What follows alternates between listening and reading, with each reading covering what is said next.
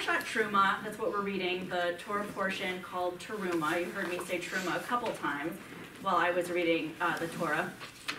Parshat Terumah goes on to describe in more detail about the creation of the tabernacle, the Mishkan. There's jewels encrusted, and there's tan skins, and there's lapis lazuli, and there's all sorts of stuff. Oil for lighting candles, aromatic oil, oil for anointing, and all sorts of jewels and beautiful things to go on the ephod and the breastplate of the high priests. So another thing that they add onto the Mishkan are cherubim. So in English we would call them cherubs, but cherubim. So there's this gold cover that goes over the ark of goes over the Mishkan, goes over the tabernacle, and it's cherubim. So they've got these wings and they're looking at each other, but they're facing each other, but they're looking down. Okay, so this is a very, very ornate and specifically ordered, ornate little tabernacle that they're creating. So it's, as I just said, to house the covenant of the pact, right? So it's to house the tablets that have the 10 Commandments and other rules on it that Moses just brought down from Mount Sinai, and he's about to give to the people of Israel. So these are the rules that God is going through beforehand. So I just wanted to share that I used to imagine this Mishkan, this tabernacle, like a little fancy box that was supposed to be God's home, right? So I don't know, I imagine that, they built, just like that. So David just lifted up a picture of it. So I imagine this, very fancy little box, and then like whoosh, God would just sort of whoosh, right inside. And, there were these big carrying poles that everybody would walk around with, and they would just sort of like parade around with God in a box. And I thought that was really weird. That seemed very, very strange to me, that they would parade around with God in a box.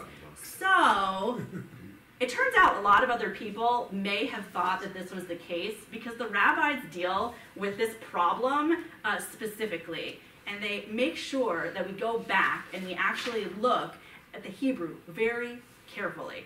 And the Hebrew says, Shechanti b'tocham, that I may dwell among them, right? Not I will dwell within it.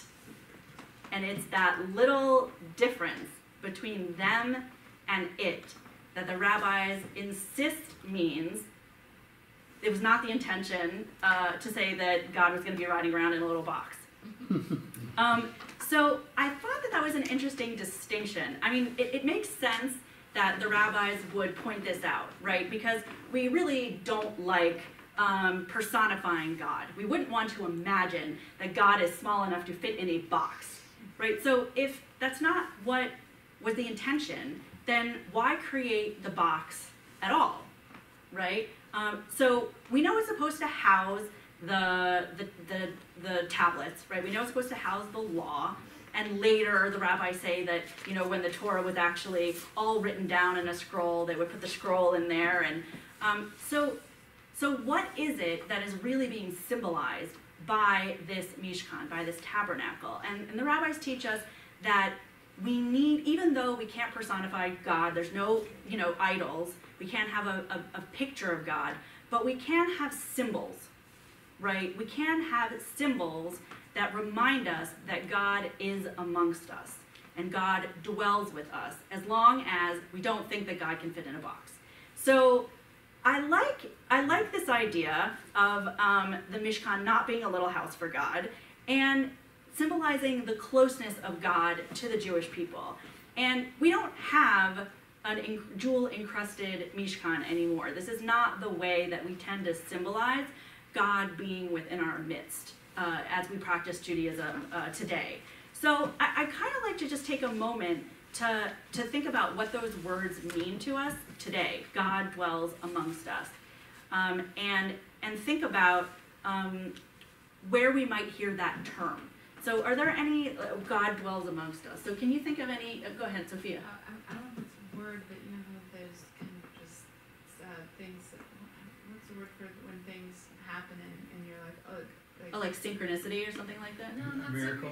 not kind of like a miracle, but you're kind of like, oh, that just happened, like that. Sort of like a sign. Yeah, so like if something happens and you're like, oh, I can tell that God's looking out for me. I can't even. I had it and I'm like.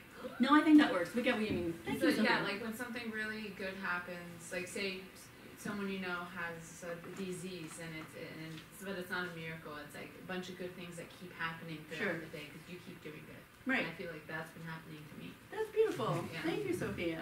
Thank So you. That's Yeah. Are there other ways that you might say God dwells amongst us?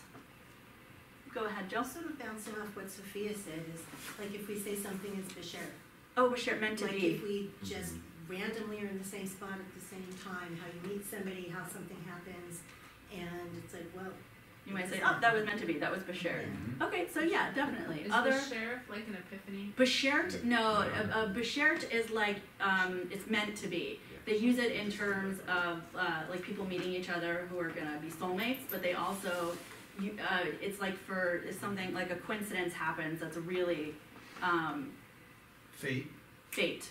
Thank you, So Bashert. coincidence, fake. Exactly, Kismet. Bashert. It's like Kismet. serendipity too. Serendipity is the word I was looking for. Thank you, Richard. I kept saying synchronicity, which does not mean the same thing. Serendipity. Okay, but I want. Can you think of anything else? Like when do you feel that God is amongst us, or how does that look to you? Gil's like, I don't ever feel like God's amongst us. Maybe when you dodge something really bad. Oh, when you avoid a terrible fate, like if you were about to be in an accident but you weren't. Yeah. You might feel that like God is looking over your shoulder, or God is looking out for you, right? Or sometimes we'll say, oh, my guardian angels were looking out for me, or something like that. Or Brian? when babies are born, When babies there's are this born. moment where people often feel God is there in the family, the Yeah. creation of Yes, life. that is. Yeah, God feels very present in seminal moments like birth. I was also thinking of the quote that where two people study Torah together, God dwells amongst them, right? So that's sort of another way that we use that. And then there was so there's a tradition in Judaism that God is closer to a bride and groom on their wedding day than he is to other people at other times. So there's a tradition that if you share a blessing or a prayer with a bride or a groom, but a bride, that it will, there's more of the God will hear it faster that way. So people will sometimes, if you get married, people will sometimes walk up to you and say, all right, this is the prayer. Okay. So yeah, I got that. I was also thinking about how, how we say, we're with you, like, or I'm with you, right? You're talking to a friend. It's not really about God, but it's more like you can't be where your daughter or son is, right? And they're going through, they have to take a test, they have a job application, whatever. And they say, you know what, I know we're not there, but I'm with you, I'm hugging you, we're together. And we sort of say that, or I don't know, I say it all the time, because there are a lot of people I wish I were near that I'm not. Cohen, what? Somebody has a question? No, chat. What does the chat say? Since God breathed life into us, Adam and Eve, he's part of all of us, and the cherubs are looking down on us as is God. Also, we are his chosen people. He is especially close to us. That's beautiful. Is that Lee? No, it's from Michael Bear. Michael Bear, thank you. That's beautiful. Yeah, Sophia, go ahead. I wanted to say, because I was going to say Kismet, but I didn't know if isn't that kind of fate, destiny? Yeah, it's the same, yeah. Yeah, okay. Yeah, absolutely. But that's Yiddish, so I think. Oh, Kismet is not Jewish, but it is an English word. It was a play? It was I'm getting distracted. It was a musical made from a play. Yeah, but it's probably... Kismet is just an English word, but Bashert is the Jewish word for Kismet, which is why, yeah. So either you know one or the other, sometimes you don't know both. What? So... Probably Arabic, maybe? Probably Arabic. Probably Arabic.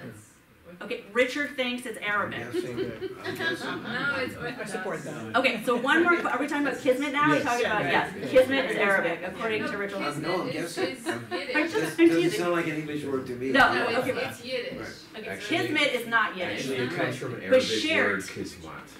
Okay, it comes from the Arabic word kismat, Yeah, so there you go. that's Okay, that's good, yeah. People do say it. Okay, focus. Now you guys are just like, I don't know, my ADHD is catching or something like that. I wanted to just end with a thought about how, regardless of the trappings of the Mishkan or the sanctuary that we create today, whether our Mishkanim or Mishkanot are physical or symbolic or somewhere in between, the joy and love that we bring to our Shabbat services and our programs and our Tikkun Olam projects here are the practical ways that our Hamish community creates space for the divine to dwell amongst us here at the Santa Monica Synagogue. So may it always be so. Shabbat Shalom. Shabbat Shalom.